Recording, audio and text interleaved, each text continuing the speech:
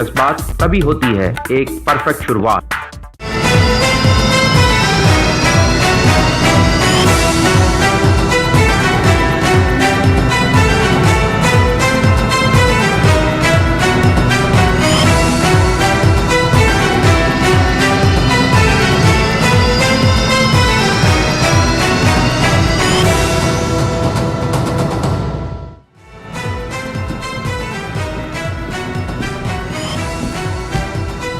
नमस्कार, news night में आप सभी का स्वागत है। प्रधानमंत्री नरेंद्र मोदी के कार्यकाल के 9 साल पूरे हो चुके हैं। इन 9 सालों में भारत की विदेश नीति में किस तरह के बदलाव आए, होगी चर्चा विशेषज्ञों से। साथ ही बताएंगे कर्ज लेने वालों को आरबीआई ने लगातार दूसरी बार दी राहत, रेपो रेट में बदलाव नहीं। साथ ही होंगी देश, दुनिया और खेल जगत की तमाम खबरें। लेकिन सबसे पहले अभी तक की हेडलाइंस।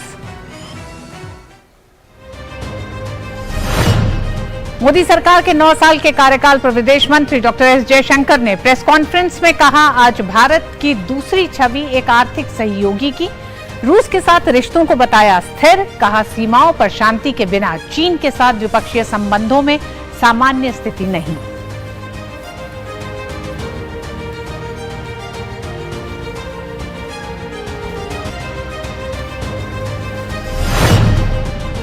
विदेश मंत्री ने कांग्रेस नेता राहुल गांधी को दी नसीहत। कहा, देश की राजनीति को बाहर ले जाना गलत, ये भारत के हित में नहीं। बीजेपी के 3 सांसदों ने राहुल को खत लिखकर उनके अमेरिका में दिए बयानों पर जताई आपत्ति। भारत के खिलाफ नफरत फैलाने का लगाया आरोप।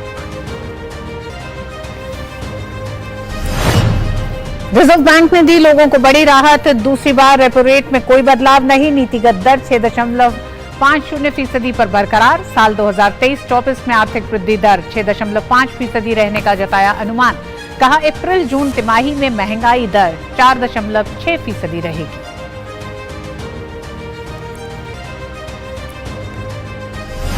सहकार से समृद्धि के विजन को साकार करने की दिशा में सरकार ने लिए 5 और महत्वपूर्ण निर्णय।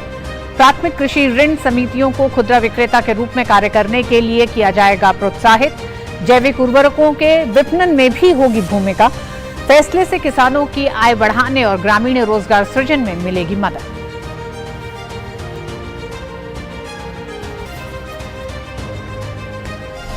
सर्बिया यात्रा पर पहुंची राष्ट्रपति द्रौपदी मुर्मू ने सर्बिया के राष्ट्रपति के साथ की प्रतिनिधिमंडल स्तर की वार्ता। ऊर्जा, संचार, व्यापार और कृषि क्षेत्र में सहयोग बढ़ाने पर बात। भारत सर्बिया बिजनेस फोरम की बैठक में दोनों देशों के बीच आर्थिक साझेदारी बढ़ाने पर जोर।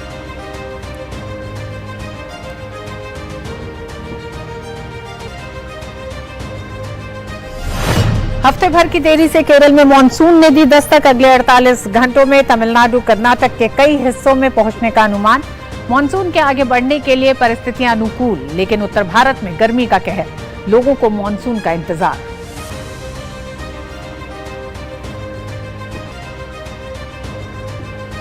और तीव्र होकर अत्यधिक गंभीर चक्रवात में बदला अरब सागर में बना चक्रवाती तूफान बिपरजॉय। अगले 24 घंटे के दौरान होगा और तेज। प्रशासन ने मछुआरों को समुद्र में नहीं जाने और सतर्कता बरतने की दी सलाह।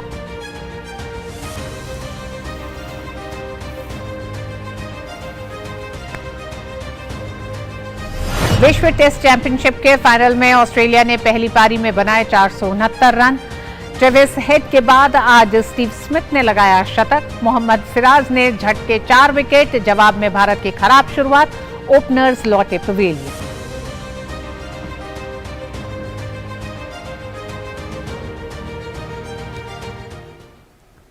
विदेश नीति के मामलों में अक्सर कहा जाता है कि सरकारें किसी भी पार्टी की क्यों ना हो, देश की विदेश नीति एक समान ही रहती है, उसमें कुछ ज्यादा परिवर्तन नहीं आता है। मोदी सरकार के 9 साल पूरे होने पर विदेश मंत्री डॉक्टर एस जयशंकर ने 2014 से 2023 तक भारत के प्रति दुनिया के बदले हुए नजरिए को देश के सामने रखा। मोदी सरकार ने सत्ता में 9 साल पूरे कर लिए हैं। सरकार की 9 साल की उपलब्धियों को लेकर तमाम केंद्रीय मंत्री लगातार प्रेस कॉन्फ्रेंस कर रहे हैं और जनता को सरकार के कामों की जानकारी दे रहे हैं। इसी कड़ी में गुरुवार को विदेश मंत्री एस जयशंकर ने दिल्ली में एक प्रेस कॉन्फ्रेंस की और अपने मंत्रालय से जुड़ी तमाम उपलब्धियों की जानकारी साझा की। विदेश मंत्री ने कहा कि पिछले 9 सालों में भारत की विदेश नीति में कई सकारात्मक बदलाव हुए हैं और दुनिया, विशेष रूप से ग्लोबल साउथ, भारत को एक विकास के भागीदार के रूप में देखता है।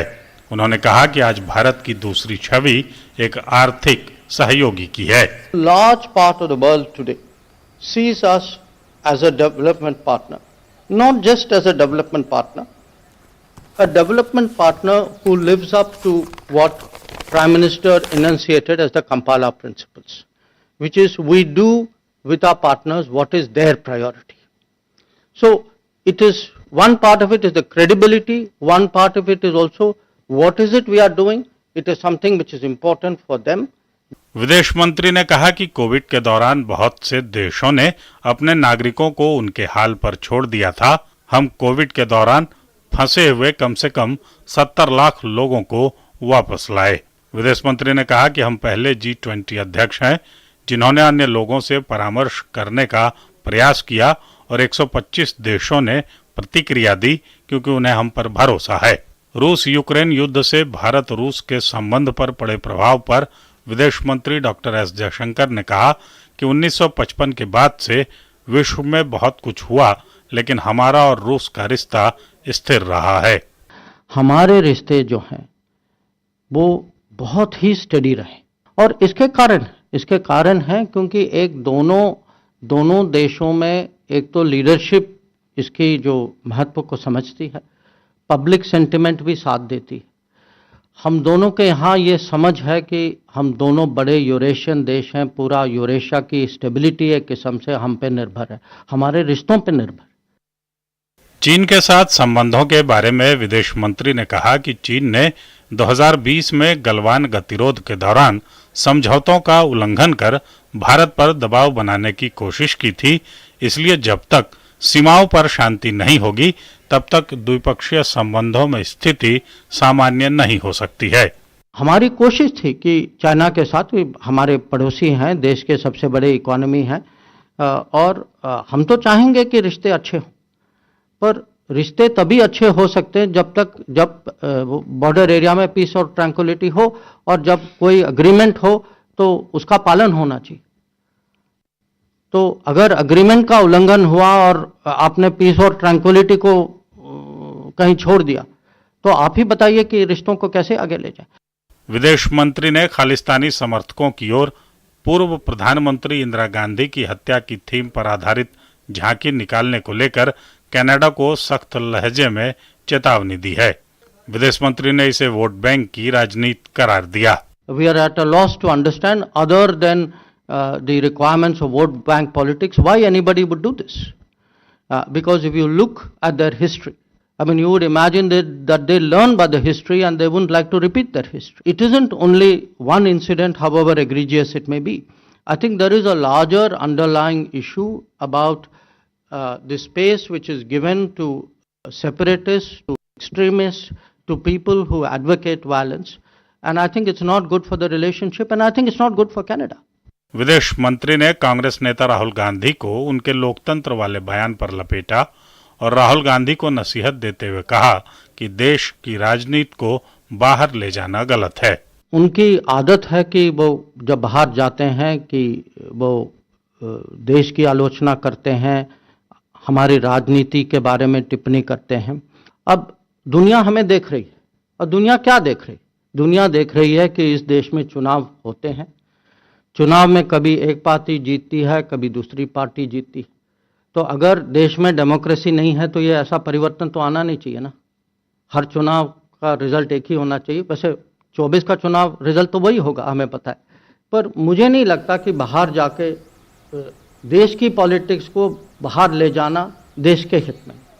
गौरतलब है कि 9 साल के मौके पर तमाम केंद्रीय मंत्री प्रेस कॉन्फ्रेंस कर रहे हैं, तो बीजेपी भी मेगा जनसंपर्क अभियान चला रही है।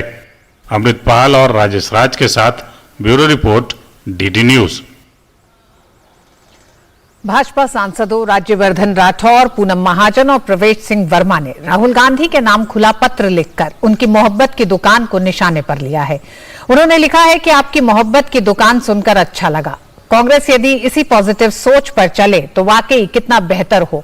लेकिन अफसोस के साथ कहना पड़ रहा है कि आपकी कथनी और करनी में बहुत अंतर है। भाजपा सांसदों ने बिंदुवार कांग्रेस और परिवार के कारनामों का उल्लेख कर मोहब्बत की दुकान की असलियत खोली है। इसमें कांग्रेस शासन के दौरान हुए दंगे, नेहरू गांधी परिवार द्वारा उनकी ही पार्टी के नेताओं और रिश्तेदारों के साथ बदसलूकी और अमानवीय व्यवहार का जिक्र किया गया है। भाजपा सांसदों ने कहा कि देश की महान विभूतियों के साथ परिवार की नफरत आज भी प्रकट होती है। भाजपा सांसदों ने अपने पत्र में महात्मा गांधी की हत्या के बाद महाराष्ट्र में हजारों लोगों को मौत के घाट उतार देने की घटना का जिक्र किया, जिसमें कांग्रेस पार्टी के नेता शामिल थे। वहीं इंदिरा गांधी के शासन में साधु संतों के ऊपर गोलियां बरसाने की घटना की निंदा भी की गई है। इसमें राजीव गांधी के पूर्व प्रधानमंत्री इंदिरा गांधी की हत्या के बाद जब भी कोई बड़ा दरख्त गिरता है तो धरती थोड़ी हिलती है वाले बयान का जिक्र भी किया गया है और कहा गया है कि कैसे उन्होंने विरासत में मिली नरसंहार की परंपरा को सहेज के रखा। पत्र में आपातकाल का भी जिक्र किया गया है, जिसमें लोकतंत्र की आवाज उठाने वालों को जेल में डाल दिया गया था। पत्र में नेहरू गांधी परिवार के तमाम निजी किस्सों का उल्लेख किया गया है।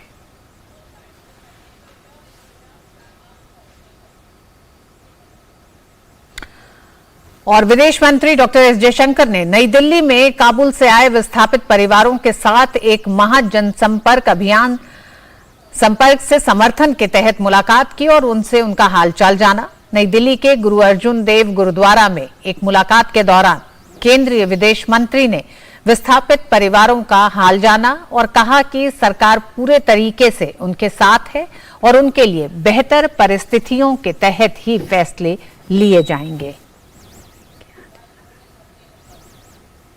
अफगानिस्तान से जो सिख और जो भारत आई थी, उनकी जैसे जब लोग शरण के लिए जो आते हैं या अपने ही देश वापस आ जाते हैं, उनको अपनी समस्या होती है। तो मैं आया था क्योंकि मैं उनसे सुनना चाहता था कि अब आ तो गए हैं, पर आगे का उनकी जो अपनी जो यहाँ चिंताएं जो है अफगानिस्तान में है, उसके बारे में मैं सुनने आया। धन्यवाद। आप जो मामले उन्होंने उठाए, एक तो यहाँ कुछ लोग वापस जाना चाहते हैं क्योंकि उनकी अपनी प्रॉपर्टी है वहाँ, और ये स्वाभाविक है, प्रॉपर्टी है तो, और वहाँ गुरुद्वारे भी हैं, उसकी भी लोग चिंता कर रहे हैं। तो ये आना जाना जो है उनके लिए हम इसकी कैसे व्यवस्था बनाएं। और मोदी सरकार के 9 साल पूरे होने के मौके पर आज विदेश मंत्री एस जयशंकर ने किस तरह से विदेश नीति में 9 साल में क्या बड़े परिवर्तन हुए, उसको विस्तार से आज बात की है। उसी पर विशेष चर्चा अपने विशेष मेहमानों से करेंगे। 9 साल में भारत के प्रति बदला दुनिया का नजरिया।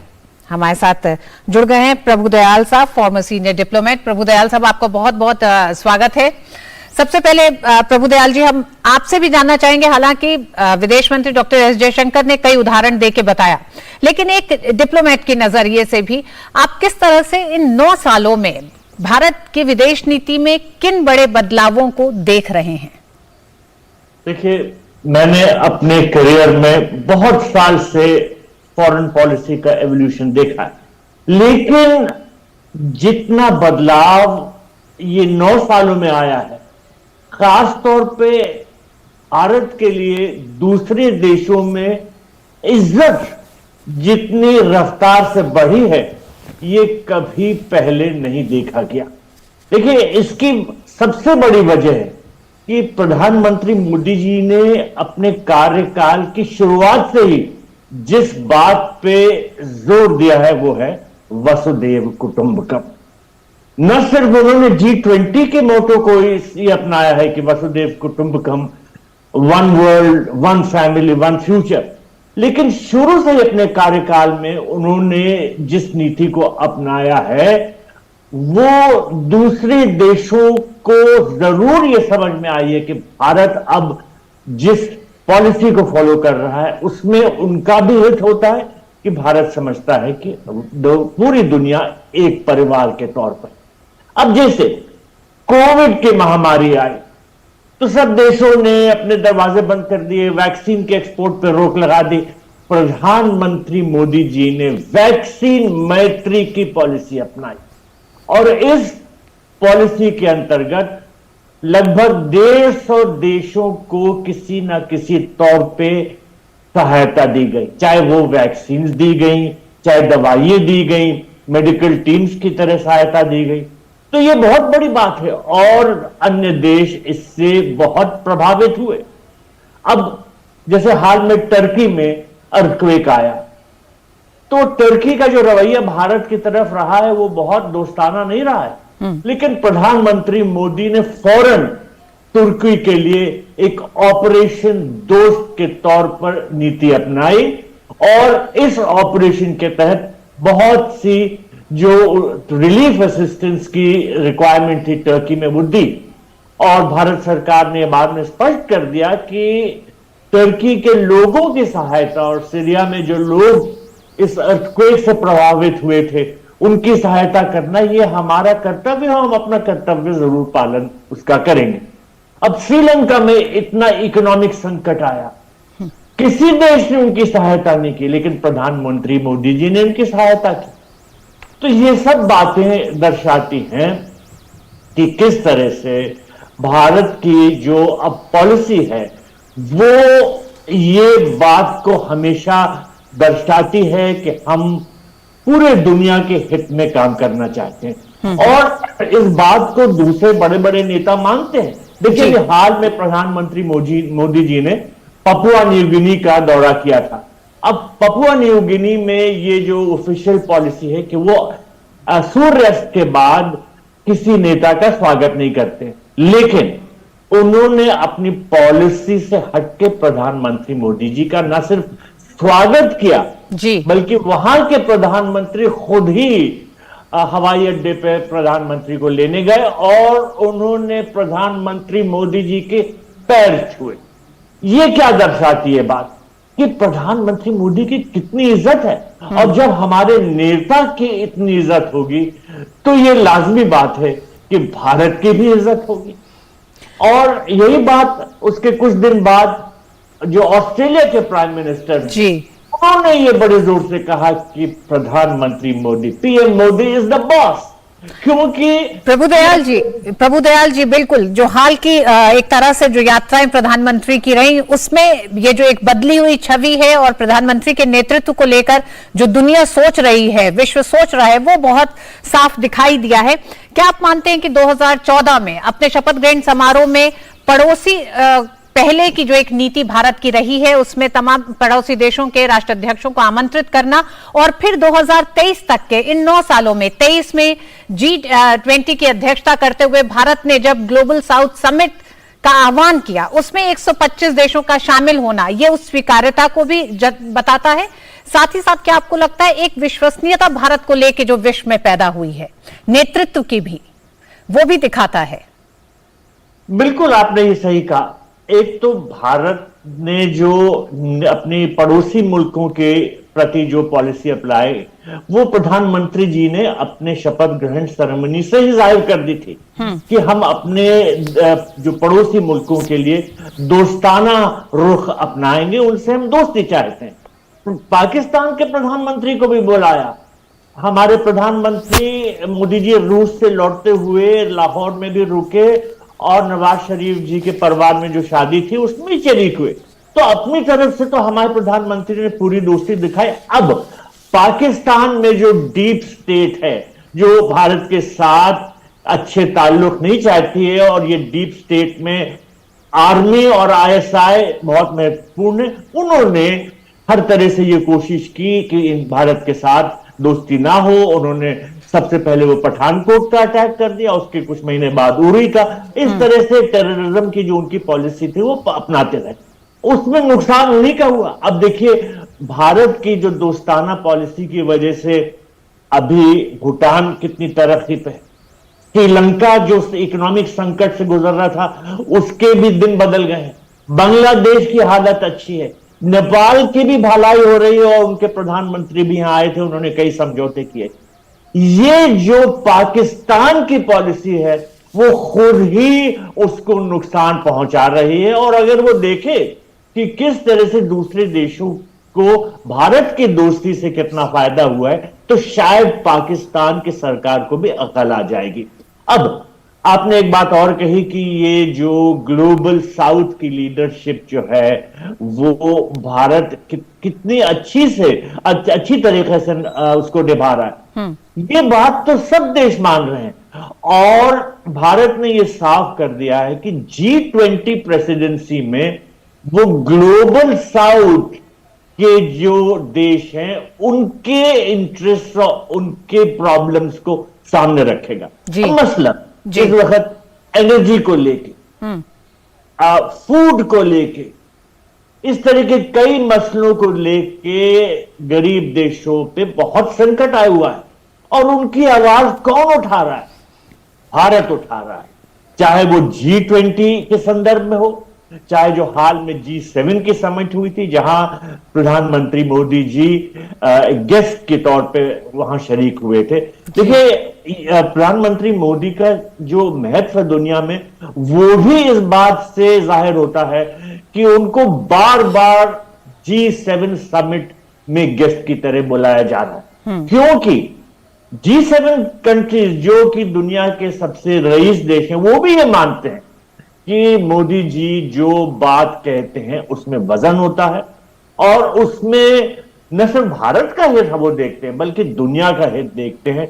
और इस हाल में जो G7 समिट हुई थी उसमें भी प्रधानमंत्री मोदी जी ने जो डेवलपिंग कंट्रीज हैं जिनको ग्लोबल साउथ कह सकते हैं उनके ऊपर जो संकट आए हुए हैं वो मुद्दे उठाए थे और उन्होंने हर तरह से ये कोशिश की थी कि G7 की भी जो तवज्जो है इन पे जाए। तो ग्लोबल साउथ तो मान रहा है कि प्रधानमंत्री जी उनके जो हित है उनको देख रहे हैं और इसी वजह से पपुआ न्यू गिनी के प्राइम मिनिस्टर ने प्रधानमंत्री के पैर छुए, क्योंकि वो जानते हैं कि प्रधानमंत्री एक बड़े महान नेता हैं और ऐसे नेता है जो विश्व के मामले देख रहे हैं और विश्व के सभी देशों के हित में कार्य करता है। जी प्रभुदयाल जी, एक तरफ भारत अपनी विदेश नीति में विकासशील देशों के साथ खड़ा दिखाई भी दे रहा है, लगातार उनकी चुनौतियों के समाधान के लिए तमाम वैश्विक मंचों पर अपनी आवाज को बुलंद करता रहा है, तो वहीं दूसरी तरफ राष्ट्रीय हित को लेकर बिना संकोच सख्त फैसले लेता हुआ भारत दिखाई दिया है।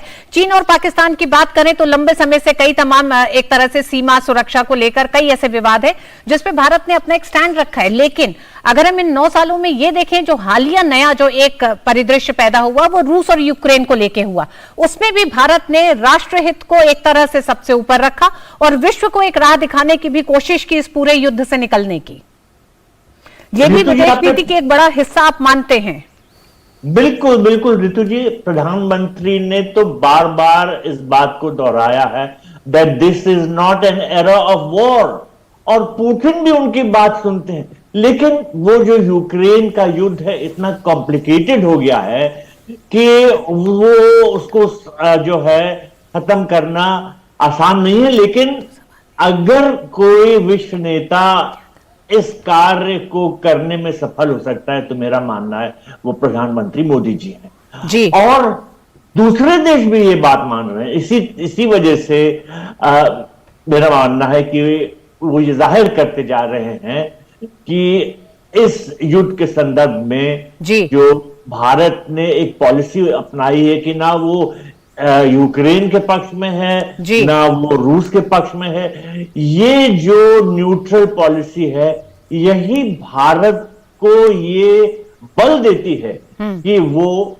इस युद्ध को समाप्त करने में एक रोल अदा कर सकता है। प्रभुदयाल जी, आज विदेश मंत्री ने अपनी प्रेस कॉन्फ्रेंस में बहुत साफ कहा कि we are no longer a prisoner of our past, ideological reservations नहीं है। तो वो क्या अतीत के एक तरह से वो रिजर्वेशंस रहे हैं या वो क्या अड़चने रुकावट रहे जिसे भारत आज अपनी बदली विदेश नीति में पूरी तरह पीछे छोड़ चुका है या तोड़ता हुआ दिखाई दे रहा है? देखिए, भारत कई दशकों से आत्मनिर्भरता नहीं प्राप्त कर सका और इसी वजह से वो कई देशों पे निर्भर करता था, सेल्फ डिपेंडेंस नहीं थी। अब प्रधानमंत्री मोदी जी ने सेल्फ डिपेंडेंस पे बहुत जोर दिया है और इसी वजह से हमको फॉरेन पॉलिसी में भी ये देखने को अब मिल रहा है कि हम किसी देश से सहायता के तौर पे कुछ नहीं मांग रहे। हम जो दोस्ती चाहते हैं वो अगर किसी देश के साथ हो तो उसमें उनका भी फायदा हो, हमारा भी फायदा हो। इसीलिए भारत से दोस्ती करने के लिए कतार लगी हुई, बड़े बड़े देश सब आ रहे हैं, क्योंकि वो देखते हैं कि भारत के साथ अच्छे ताल्लुकात रखने से उनका भी फायदा होगा। तो जो अतीत में हुआ उसके जो हम अब किसी तरह से प्रिजनर्स नहीं है, we are not prisoners of the past. हम एक नई दिशा में कार्य कर रहे हैं। बिल्कुल प्रभु जी, विश्व आज भारत को एक विकास साझेदार, आर्थिक सहयोगी के तौर पर देख रहा है। आप कह रहे हैं कि पिछली उस सारी छवि को भारत ने बदला है, उन तमाम अड़चनों को दूर करा है। ऐसे में आपसे कोई राजनीतिक टिप्पणी नहीं चाहती हूं, लेकिन क्योंकि आप एक डिप्लोमेट हैं और आपने उन विदेश नीतियों को किस तरह से बदलते भी देखा है, ऐसे में जब देश की एक राजनीतिक पार्टी का कोई नेता अगर बाहर जाके भारत की एक ऐसी छवि पेश करने की कोशिश करे जिसमें यह कहा जाए कि लोकतंत्र कमजोर है, भारत की निर्भरता तमाम देशों पे, या भारत कमजोर दिखाई दे रहा है, इस तरह की बात करें तो ये कितना नुकसान पहुंचाती है भारत को?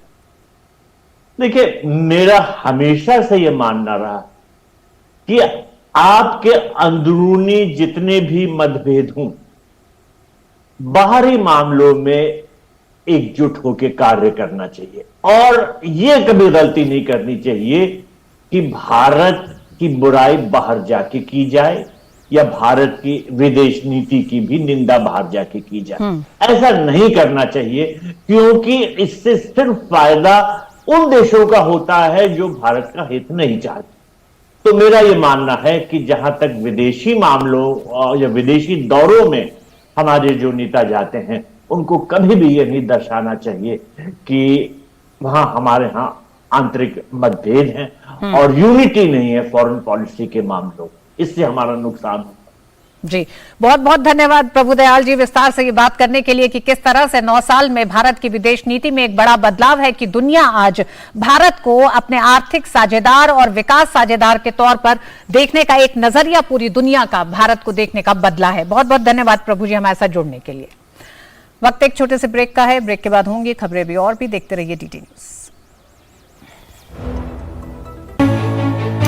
बात डेवलपमेंट की हो या टेक्नोलॉजी की, आज का नया भारत हर क्षेत्र में हो रहा है advance. New generation new idea के साथ एक न्यू इंडिया का निर्माण कर रही है और ये सब कुछ संभव हो पा रहा है देश के उन समस्त जिम्मेदार नागरिकों के द्वारा। समय पर अदा किए गए एडवांस टैक्स से आप भी समय पर एडवांस टैक्स अदा करके देश की तरक्की में भागीदार बनिए। एडवांस टैक्स जमा करने की आखिरी तारीख 15 जून 2023 है। किसी भी तरह की कंपनी, कॉर्पोरेट या वे व्यक्ति और संस्थाएं जिनकी कर देयता TDS, TCS कटने के बाद 10,000 या उससे अधिक है, वो 15 जून 2023 तक अपने एडवांस टैक्स की किश्त अदा करें। प्रत्येक आयकर दाता निर्माता।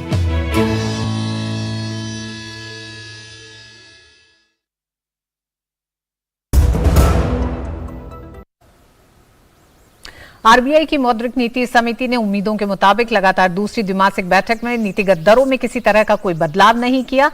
आरबीआई गवर्नर ने खुदरा महंगाई दर को 4% पर लाने के लक्ष्य की बात कही। भारतीय रिजर्व बैंक ने वर्तमान वित्त वर्ष की अपनी दूसरी द्विमासिक मौद्रिक नीति की घोषणा की है।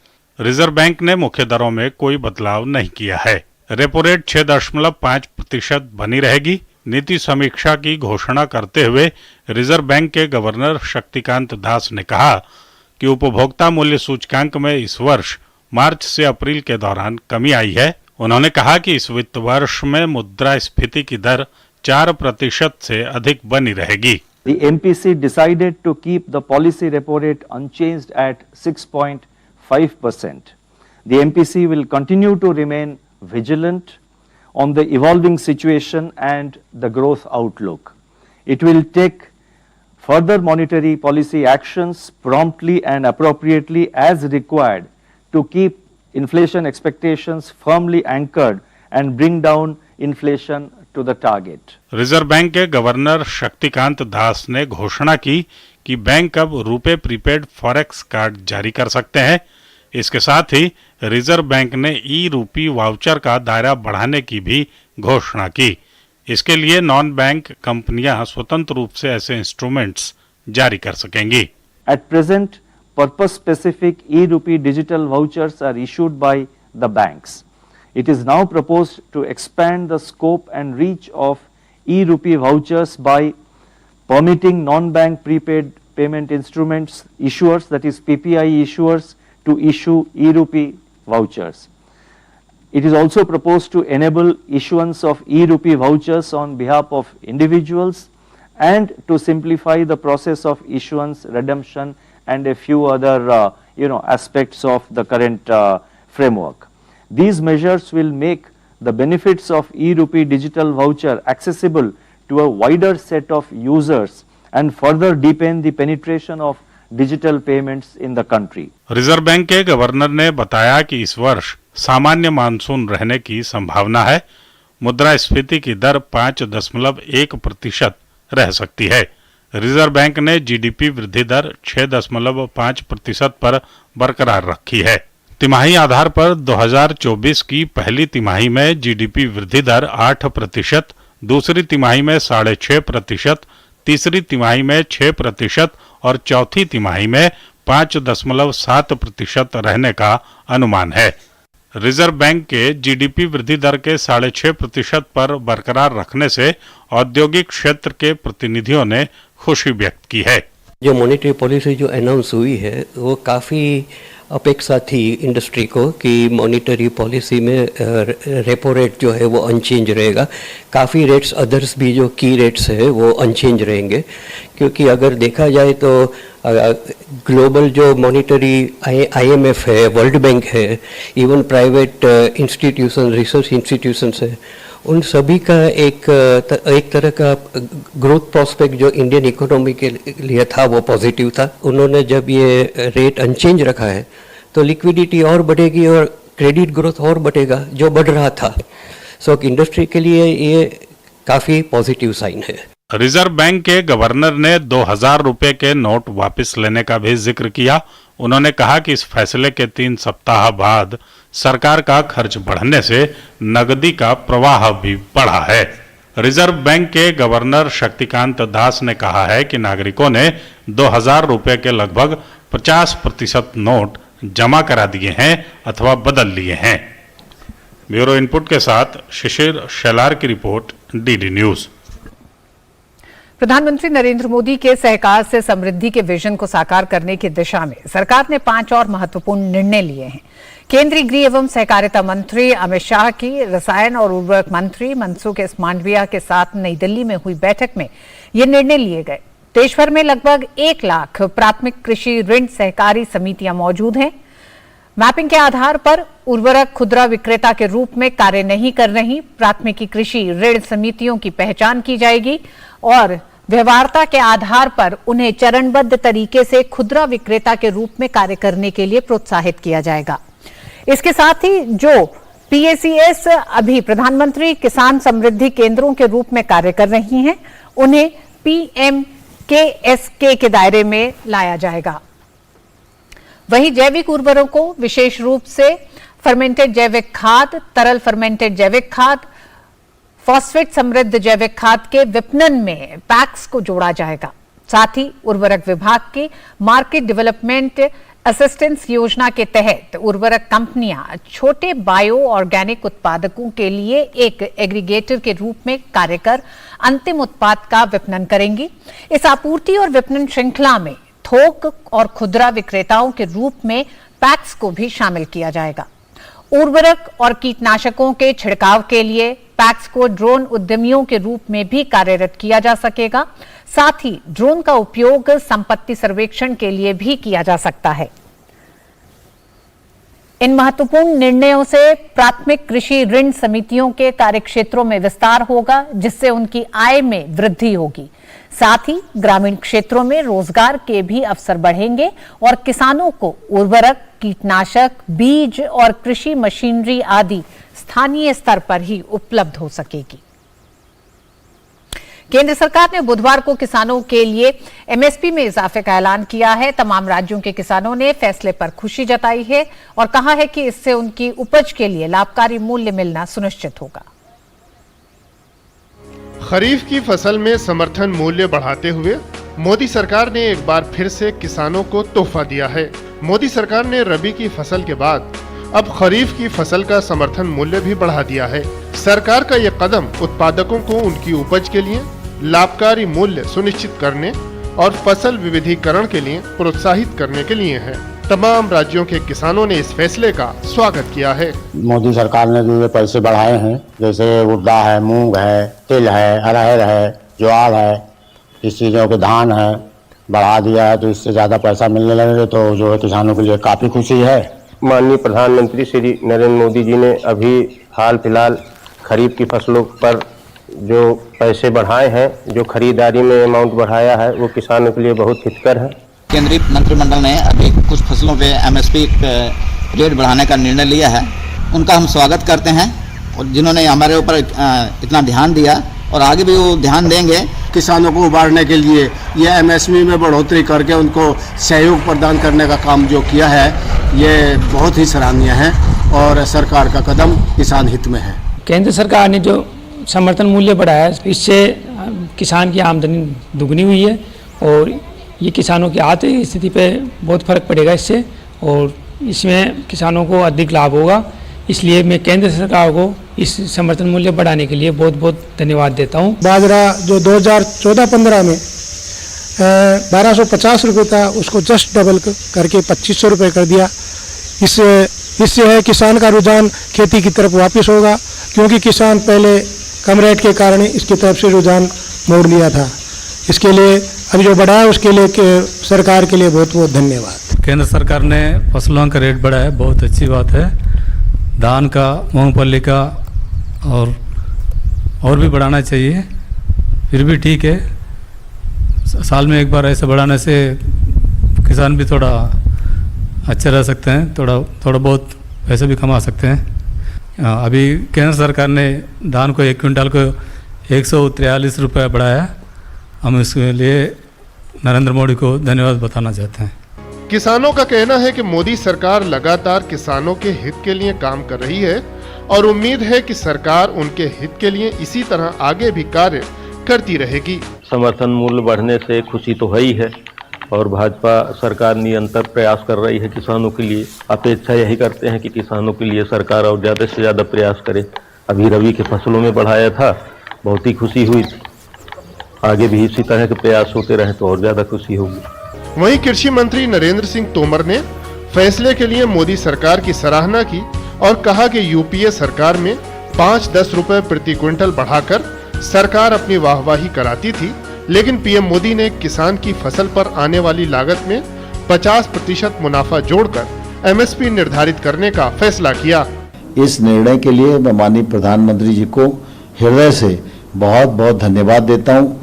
इस निर्णय का बहुत बहुत स्वागत करता हूँ। यूपीए सरकार के समय 5-10 रुपए क्विंटल पर बढ़ाकर सरकार अपने निर्णय की इतिश्री कर लिया करती थी। नरेंद्र मोदी जी देश के पहले प्रधानमंत्री हैं जिन्होंने किसान की फसल पर आने वाली लागत में 50% मुनाफा जोड़कर एमएसपी को घोषित करने का निर्णय किया। उधर हरियाणा के मुख्यमंत्री मनोहर लाल खट्टर ने भी फैसले के लिए पीएम मोदी और कृषि विभाग को धन्यवाद दिया। उन्होंने कहा कि साल में 2 बार केंद्र सरकार की ओर से रबी की फसलों की अलग और खरीफ की फसलों की अलग से एमएसपी बढ़ाई जाती है। इसके लिए मैं प्रधानमंत्री जी का बहुत बहुत धन्यवाद करता हूँ कि किसानों के हित में इस प्रकार के एमएसपी बढ़ा करके घोषणा जो की है, इसके लिए बहुत बहुत आभार। किसानों की आय को डबल करने की ओर ये कदम है। किसानों की आय बढ़ाने में ये फैसला अहम साबित होगा। Bureau report, DD news. Cabinet की ओर से गुरुग्राम मेट्रो रेल को मंजूरी दिए जाने का दिल्ली एनसीआर के लोगों ने स्वागत किया है। इससे न केवल दिल्ली नोएडा से आने वाले लोगों को फायदा होगा, बल्कि स्थानीय लोगों के लिए भी राहत भरा फैसला है। गुरुग्राम वासियों को एक बड़ा तोहफा देते हुए केंद्रीय कैबिनेट ने बुधवार को गुरुग्राम मेट्रो रेल के विस्तार की महत्वाकांक्षी परियोजना को मंजूरी दे दी। नई metro line HUDA city centre और साइबर सिटी सेंटर को जोड़ेगी। 28.5 किलोमीटर की इस एलिवेटेड मेट्रो रूट में 27 मेट्रो स्टेशन होंगे। 5,452 करोड़ रुपए की ये परियोजना लगभग 4 साल में पूरी हो जाने की उम्मीद है। मेट्रो के इस नए रूट से पुराने गुरुग्राम और नए गुरुग्राम को जोड़ा जाएगा और द्वारका एक्सप्रेसवे तक कनेक्टिविटी बेहतर होगी। साथ ही दिल्ली, नोएडा से आने वाले लोग अगर पालम विहार, उद्योग विहार में काम करते हैं तो उन्हें भी इससे सीधा फायदा मिलेगा। उससे बहुत फ़ायदा होगा, आने जाने में बहुत अच्छा रहेगा, ट्रैफिक की चह पैसे बहुत बचेंगे। बहुत है यहाँ पर ऑटो वालों को मनमाने पैसे जैसे मांग रहे हैं तो वो थोड़ा कम हो जाएगा, उससे हमें बहुत फ़ायदा होगा ओल्ड गुड़गांव वालों को। एक तो भारी भरकम जो हमारा रस होता है इससे निजात मिलेगी, और दूसरे कि किसके पास टाइम है, टाइम तो सबसे बड़ी वैल्यू है ना, इसके लिए बहुत बढ़िया है। बहुत फ़ायदा होगा, बहुत टाइम की भी बचत होगी और किराया भी कम लगेगा। नई मेट्रो लाइन शुरू होने से न केवल स्थानीय लोगों को पूरे गुरुग्राम में एक जगह से दूसरी जगह जाने में आसानी होगी, बल्कि इससे क्षेत्र के विकास में और तेजी आएगी और रोजगार के नए अवसर पैदा होंगे। नई परियोजना में यह भी सुनिश्चित किया गया है कि रेलवे स्टेशन तक मेट्रो कनेक्टिविटी दी जा सके। नया रूट रेलवे स्टेशन से पहले प्रकाशपुरी चौक से पालम विहार की ओर जाएगा, जहां से रेलवे स्टेशन 1 किलोमीटर की दूरी पर है। प्रोजेक्ट के लिए किए गए अध्ययन के मुताबिक 2026 तक इससे हर दिन 5,34,000 लोग मेट्रो लाइन से सफर करेंगे। फिलहाल गुरुग्राम में रैपिड मेट्रो का 11.6 किलोमीटर लंबा नेटवर्क है और डीएमआरसी की येलो लाइन दिल्ली को गुरुग्राम से जोड़ती है और इसके 5 मेट्रो स्टेशन गुरुग्राम में ही आते हैं, जिस पर हर दिन 45 से 50,000 के करीब लोग सफर करते हैं। इसके अलावा अगले चरण में गुरुग्राम मेट्रो को दिल्ली के आईजीआई हवाई अड्डे तक ले जाने की भी योजना है। Bureau report, DD news. और न्यूज नाइट में वक्त एक छोटे से ब्रेक का है, देखते रहिए डीडी न्यूज। बात डेवलपमेंट की हो या टेक्नोलॉजी की, आज का नया भारत हर क्षेत्र में हो रहा है advance. New generation new idea के साथ एक न्यू इंडिया का निर्माण कर रही है और ये सब कुछ संभव हो पा रहा है देश के उन समस्त जिम्मेदार नागरिकों के द्वारा। समय पर अदा किए गए एडवांस टैक्स से आप भी समय पर एडवांस टैक्स अदा करके देश की तरक्की में भागीदार बनिए। एडवांस टैक्स जमा करने की आखिरी तारीख 15 जून 2023 है। किसी भी तरह की कंपनी, कॉर्पोरेट या वे व्यक्ति और संस्थाएं जिनकी कर देयता टीडीएस, टीसीएस कटने के बाद 10,000 या उससे अधिक है, वो 15 जून 2023 तक अपने एडवांस टैक्स की किश्त अदा करें। प्रत्येक आयकर दाता एक राष्ट्र निर्माता।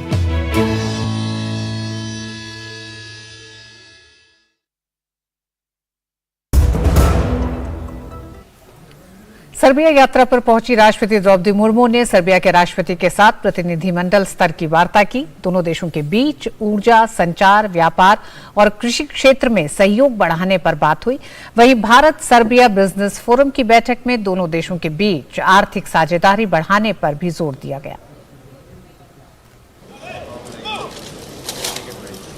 सर्बिया की यात्रा पर पहुंची राष्ट्रपति द्रौपदी मुर्मू का राजधानी बेलग्रेड में औपचारिक स्वागत किया गया। उनके सम्मान में उन्हें गार्ड ऑफ ऑनर दिया गया। इस मौके पर सर्बिया के राष्ट्रपति अलेक्जेंडर वुकिक भी मौजूद रहे। ये किसी भी भारतीय राष्ट्रपति की पहली सर्बिया यात्रा है। बाद में राष्ट्रपति द्रौपदी मुर्मू ने अपने सर्बिया के समकक्ष अलेक्जेंडर वुकिक के साथ प्रतिनिधि मंडल स्तर की बातचीत की। राष्ट्रपति ने कहा कि दोनों देशों के बीच द्विपक्षीय संबंधों के सभी महत्वपूर्ण पहलुओं और समान हित के वैश्विक और क्षेत्रीय मुद्दों पर राष्ट्रपति वुकिक के साथ रचनात्मक और सार्थक बैठक हुई।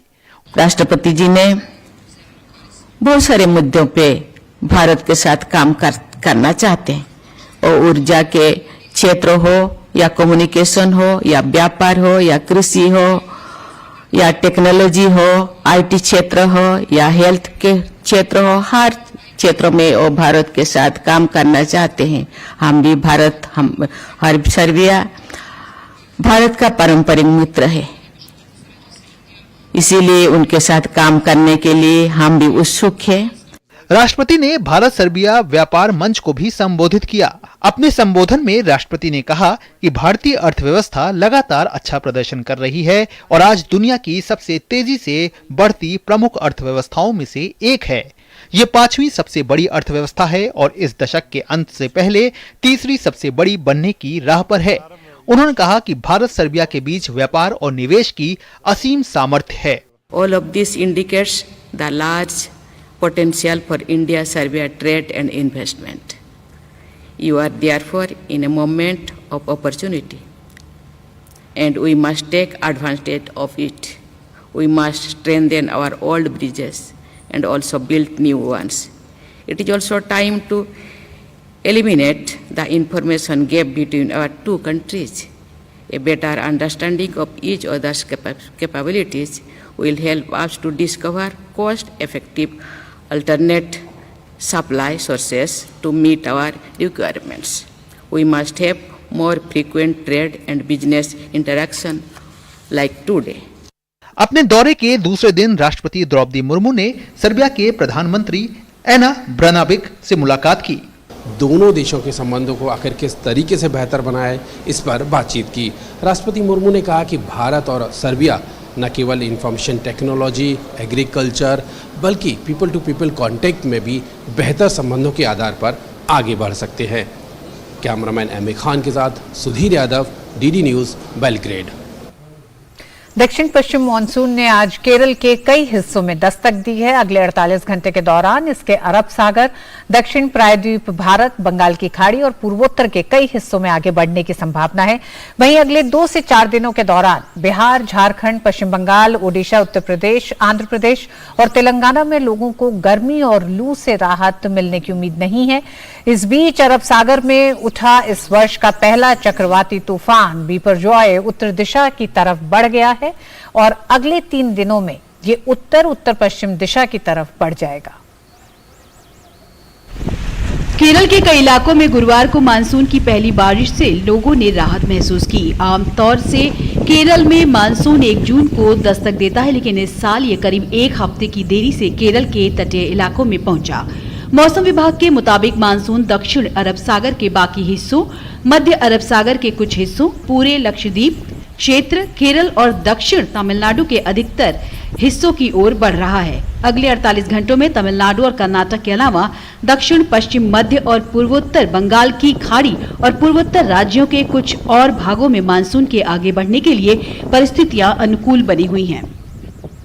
साउथ ईस्ट मानसून आज केरल में पहुंच चुके हैं और अगले 48 आवर्स में अरब सागर और बे ऑफ बंगाल की और कुछ हिस्से में मानसून एडवांस करेगा और दक्षिण भारत की और कुछ हिस्सा जैसे कि remaining parts of Kerala, some और parts of Tamil Nadu, some parts of Karnataka में मानसून एडवांस होगा। इसके साथ साथ जो नॉर्थ ईस्टर्न स्टेट्स है जैसे कि नागालैंड, मणिपुर, मिजोरम, त्रिपुरा, साउथ असम, ये सब एरिया में भी अगले 48 घंटे के अंदर मानसून एडवांस करने का पूर्वानुमान किया गया है।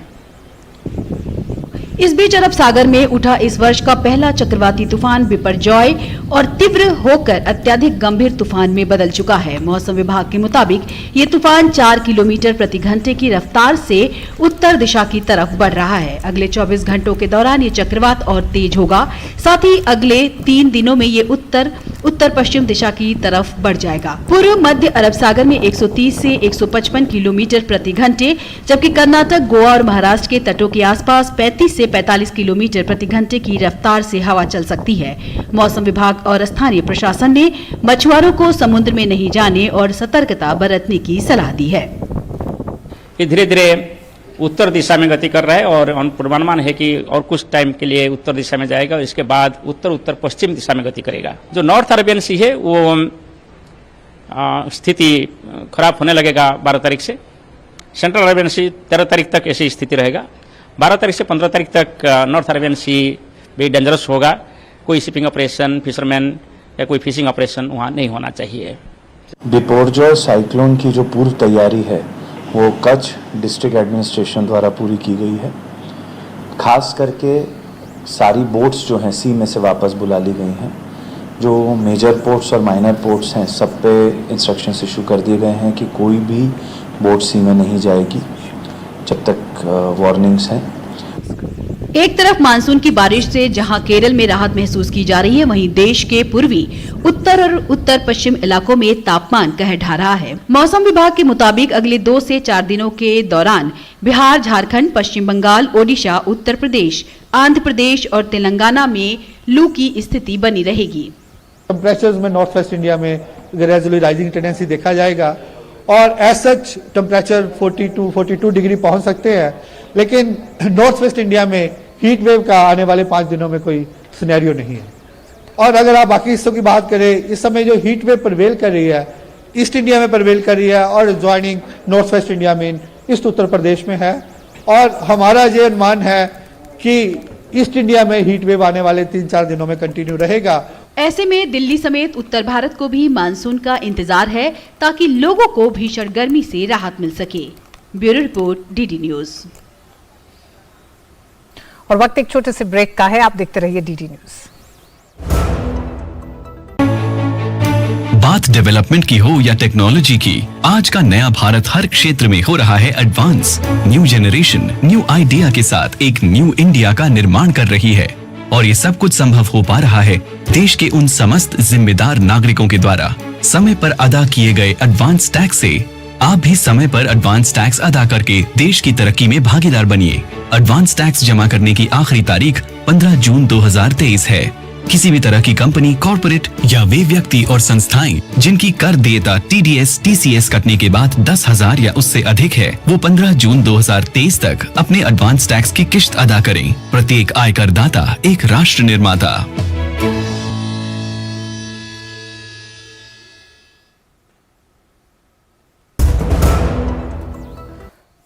जर्मनी में इस महीने होने वाले स्पेशल ओलंपिक के लिए भारतीय दल पूरी तरह से तैयार है। इस कड़ी में आज दिल्ली में सेंड ऑफ सेरेमनी आयोजित हुई। इस मौके पर खेल मंत्री अनुराग सिंह ठाकुर ने खिलाड़ियों के हौसले को बढ़ाते हुए कहा कि उन्हें यकीन है कि इस बार खिलाड़ी पिछली बार से भी ज्यादा पदक जीतने में सफल होंगे। इन खेलों में भारत की ओर से 198 एथलीट भाग लेंगे जो 16 स्पर्धाओं में अपना दमखम दिखाएंगे। भारत को रिप्रेजेंट करना ही एक अपने आप में बहुत बड़ी उपलब्धि है। तो जितने खिलाड़ी यहां पर बैठे, मैं आपसे कहना चाहता हूं, कोई दबाव ना लेकर जाएं। आप अपना 100% दीजिए। आप विश्वास मानिए, आप पिछला रिकॉर्ड तोड़कर आएंगे और पहले से ज्यादा मेडल जीत कर आएंगे। और भारत और ऑस्ट्रेलिया के बीच ओवल में खेले जा रहे आईसीसी विश्व टेस्ट चैंपियनशिप फाइनल के दूसरे दिन ताजा समाचार मिलने तक भारत ने 4 विकेट के नुकसान पर 78 रन बना लिए हैं। रोहित शर्मा 15 तो शुभमन गिल 13 रन बनाकर पवेलियन वापस लौट गए। इससे पहले ऑस्ट्रेलिया ने अपने पहले दिन के स्कोर को 3 विकेट पर 327 रन से आगे खेलते हुए अपनी पहली पारी में 469 रन बनाए। ट्रेविस हेड के बाद स्टीवन स्मिथ ने भी अपना शतक पूरा किया, जो उनके टेस्ट करियर का 31वां शतक रहा। हालांकि ट्रेविस हेड को मोहम्मद सिराज ने 163 रन के स्कोर पर आउट कर टीम इंडिया को राहत दी। ऑस्ट्रेलिया के विकेट इसके बाद नियमित अंतराल पर गिरते रहे। और इंग्लैंड के ओवल मैदान से हमारे साथ जुड़ गई हैं हमारी संवाददाता सुचित्रा भारद्वाज। सुचित्रा, सबसे पहले तो यही जानना चाहेंगे, भारत ने टॉस जीता, लेकिन जिस तरह से भारत ने बॉलिंग को ऑप्ट किया है, क्या आपको लगता है कि बहुत डिफेंसिव होके खेले, जिसमें कि एक नुकसान में भारतीय टीम अभी तक जो दिखाई दे रहा है प्रदर्शन उसमें रही?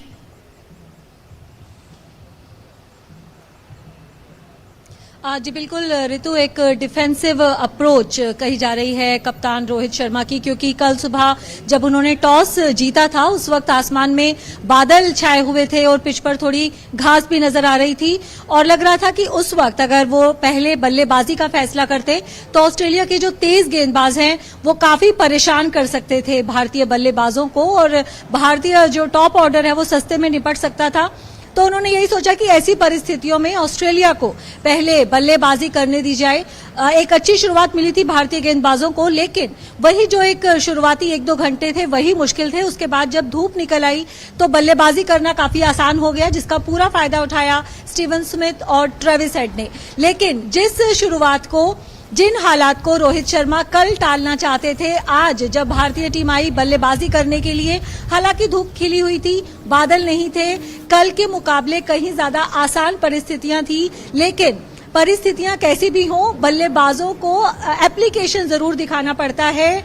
आज भी अगर हम देखें जो भारत की स्थिति है, 4 विकेट जो हमने गंवा दिए हैं, हमने बादलों में तो बल्लेबाजी नहीं की, लेकिन खिली हुई धूप में भी जो भारत के बल्लेबाज हैं, जो हमारे शीर्ष 4 बल्लेबाज जो आउट हो चुके हैं, उन्होंने यहाँ पर निराश किया है। तो वो जो डिफेंसिव अप्रोच थी, जिस सिचुएशन से रोहित बचाना चाहते थे, आज वही सिचुएशन आ गई है। और अब ऑस्ट्रेलिया का जो पहली पारी का 469 रन का बड़ा स्कोर है, वो भी खड़ा हुआ है। तो मुश्किल में दिखाई दे रही है टीम इंडिया इस मैच में। ऋतु जी, सुचित्रा, आर अश्विन को न खिलाना भी महंगा पड़ा।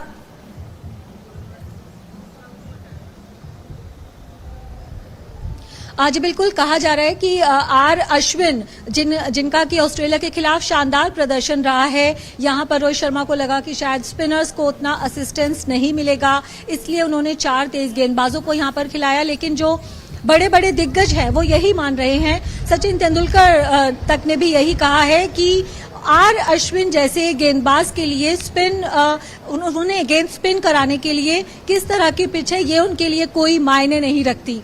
लेकिन जो भी गेंदबाज चुने थे, वहां पर अगर देखा जाए तो गेंदबाजी में रणनीति में कमी रही। कल जब भारत के गेंदबाजी कोच हैं, वो मैच के बाद जब आए, पहले दिन के खेल के बाद प्रेस कॉन्फ्रेंस के लिए, तो उन्होंने सार्वजनिक रूप से स्वीकार किया कि वे चाहते थे कि ट्रेविस हेड को आते ही शॉर्ट गेंद के साथ टारगेट किया जाए।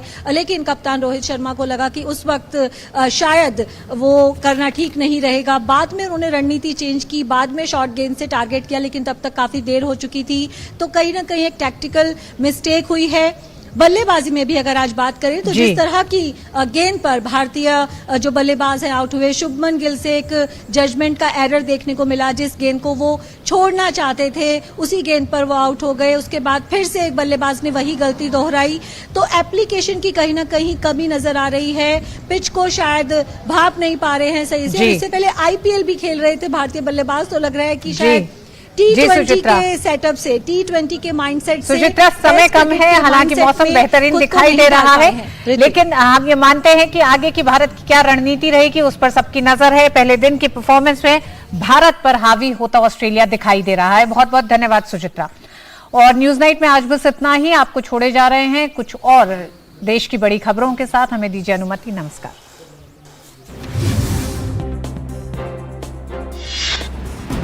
जम्मू कश्मीर के उपराज्यपाल मनोज सिन्हा ने गुरुवार को श्री वेंकटेश्वर स्वामी मंदिर का उद्घाटन किया। यह मंदिर भगवान विष्णु के एक रूप में वेंकटेश्वर को समर्पित है। मंदिर को तिरुमाला मंदिर, तिरुपति मंदिर, तिरुपति बालाजी मंदिर जैसे अन्य नामों से भी जाना जाता है। 62 एकड़ भूमि में फैले इस मंदिर को 2 चरणों में 33.22 करोड़ रुपए की लागत से पूरा किया गया है। विदेश मंत्री डॉक्टर एस जयशंकर ने नई दिल्ली में यूक्रेन से आए छात्रों से मुलाकात की। मुलाकात के बाद उन्होंने कहा कि छात्रों की समस्याओं का समाधान दोनों देशों को मिलकर करना होगा और यह बेहतर होता कि यूक्रेन में पढ़ रहे छात्रों की परीक्षाएं भारत में ही हो पाती, लेकिन दोनों ही जगहों के सिलेबस और एजुकेशन सिस्टम में अभी मैच कराना मुश्किल हो रहा है। पश्चिम बंगाल में पंचायत चुनाव का ऐलान हो गया है। राज्य चुनाव आयोग राजीव सिन्हा ने पंचायत चुनाव तारीखों की घोषणा की। पश्चिम बंगाल में 8 जुलाई को पंचायत चुनाव के लिए मतदान होगा और 11 जुलाई को मतगणना होगी। 15 जून तक पंचायत चुनाव के नामांकन के लिए प्रत्याशी नामांकन कर सकते हैं। पंचायत चुनाव तारीखों की घोषणा होते ही राज्य में चुनाव आचार संहिता लागू हो चुकी है। आबकारी नीति मामले में राघव मंगुटा की दिल्ली हाई कोर्ट से मिली अंतरिम जमानत के खिलाफ प्रवर्तन निदेशालय ने सुप्रीम कोर्ट का रुख किया है। सुप्रीम कोर्ट शुक्रवार को प्रवर्तन निदेशालय की अर्जी पर सुनवाई करेगा। राघव ISR कांग्रेस पार्टी के सांसद श्रीनिवासलू रेड्डी के बेटे हैं।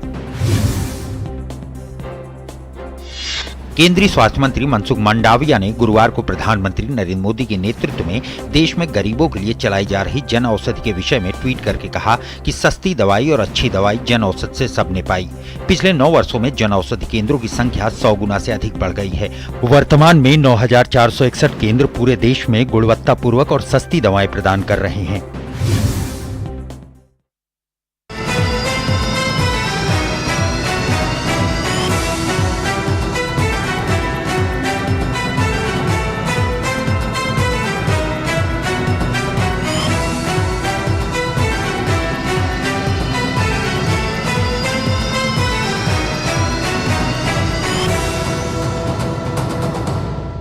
न्यूज नाइट के प्रायोजक थे LIC